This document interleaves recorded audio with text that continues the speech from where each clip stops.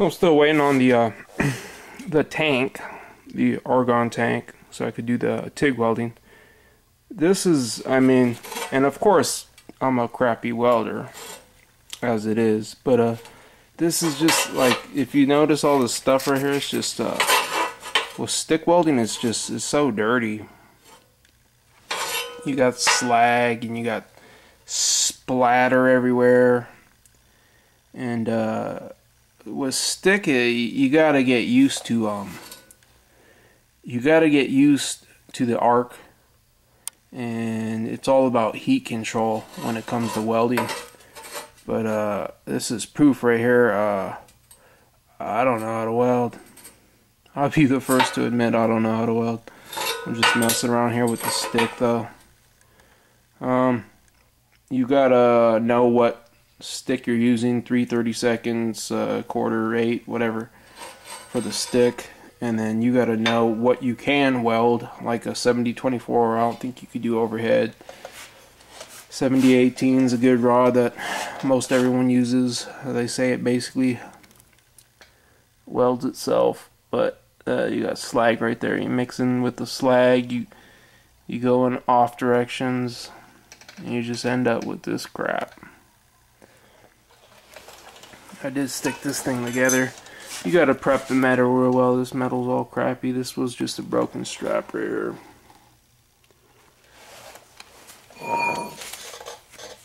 Piece of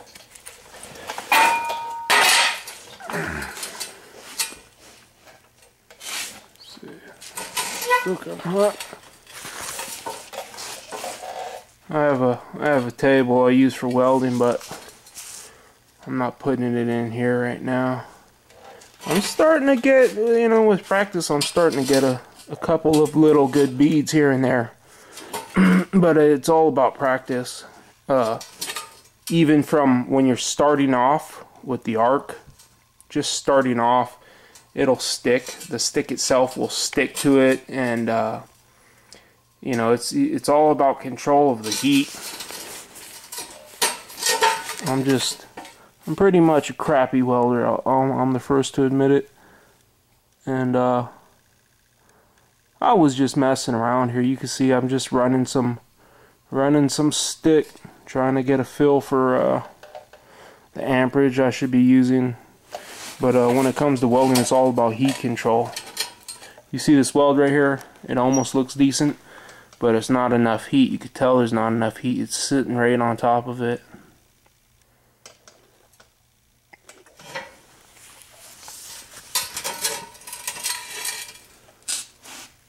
This, I was weaving too much.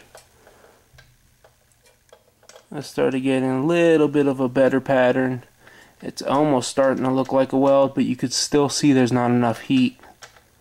There's not enough heat right there. It's not penetrating. It's because this is a big old chunk of steel. I was just messing around like I was saying.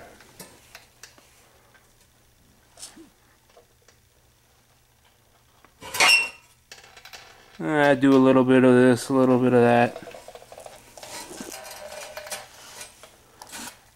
Well, they say a jack of all trades, a master of none. By the end of this year, though, I'll get the... This is where I stuck right here. That helmet works pretty good. I don't even know if welding has to do with automotive. I guess it does, right?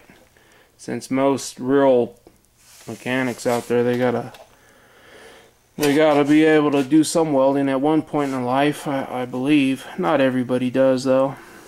That's why I decided to make these videos. And I'm just showing you that I'm practicing right now. But once I get the hang of it, you know, I'll show some tips and some techniques that I'll be using, and just, you know, real simple stuff to get you through simple, easy repairs without burning through stuff. How to set the amperage, you know, how much cord you should be running, what amperage you should be running and stuff for automotive stuff. Because I know, like, there's a lot of welder guys out there, but they don't specifically focus really on, like, the automotive stuff. What I'm going to be doing specifically, like, making tools, you know what I mean, doing little things like that, making tools and everything. But yeah, I'm getting there. You know, practice makes perfect. When it comes to welding, it's the same thing. I'm absolutely horrible welder, especially when it comes to stick. I think I could come up with better stuff when I do MIG. But it's funny because I'll see guys, they work with the MIG, you know, in like a shop or something. They might use it daily, and then you throw them a stick and they can't stick weld for crap, you know, or vice versa. There's guys who do the TIG welding.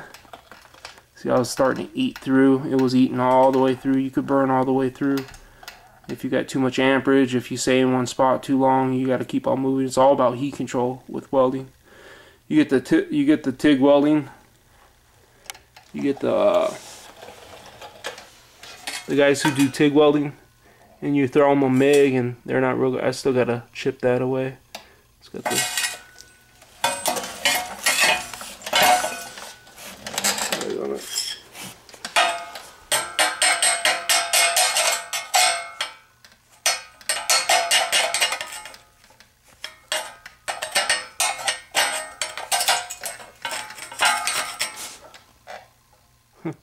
I was just seeing if I could build up right there. But you see these guys, you know, you got Lance, Chucky, 2009, you got Jody from Welding Tips and Tricks. You got, what's his name? Wyatt Swaim from Weld.com and TIG Time. And,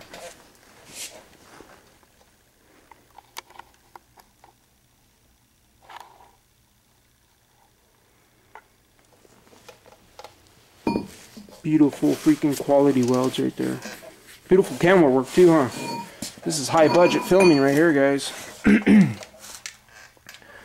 I figure, you know what, I do this stuff like the same as you guys would be doing. I mean, I'm buying the stuff that most homeowner, do-it-yourself guys, you know, I'm not going to come on here with a $3,000 machine and show you how to weld, because, you know, if you're a do-it-yourselfer, what's the point if you can't afford the welder that I'm going to be using? So I'll show you the stuff that I use. You know, people show you how to use stuff with the really expensive equipment, but I'll just show you what I use with the stuff that, you know, I have handy at like home use. So anyways, I'm a shitty stick welder. First to admit it. Go ahead and leave comments about how shitty my welds are. I'll be the first to admit that I am. I'll give you some shots though. I'll be doing some shots through the camera lens and everything once I get a hang of it. Be making some homemade tools, stuff like that. You know, doing some fixes maybe on some body panels once I do the TIG. Anyways, thanks for watching, guys. Comment, rate, subscribe.